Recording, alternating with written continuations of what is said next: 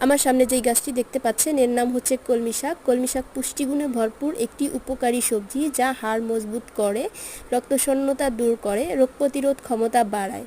এতে প্রচুর পরিমাণে ক্যালসিয়াম, ভিটামিন সি এবং আয়রন থাকে যা দৃষ্টিশক্তি উন্নত করে, হজমে সহায়তা করে এবং কোষ্ঠকাঠিন্য দূর করতে সহায়তা করে।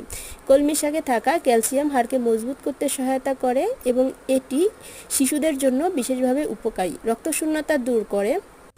এতে প্রচুর পরিমাণে আয়রন থাকে যা রক্তশূন্যতার রোগীদের জন্য খুবই উপকারী এবং শরীরের রক্ত সরবরাহ ঠিক রাখতে সহায়তা করে।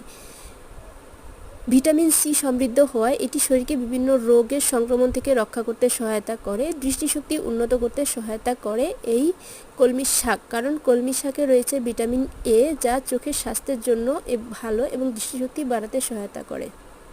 হজম শক্তি বাড়াতে সহায়তা করে। কলমি শাকে রয়েছে ফাইবার যা হজমতন্ত্রকে শক্তিশালী করে এবং কোষ্ঠকাঠিন্য সমস্যা দূর করতে সহায়তা করে থাকে। এটি রক্তচাপ নিয়ন্ত্রণ করে। অনেক অনেক ধন্যবাদ সবাইকে।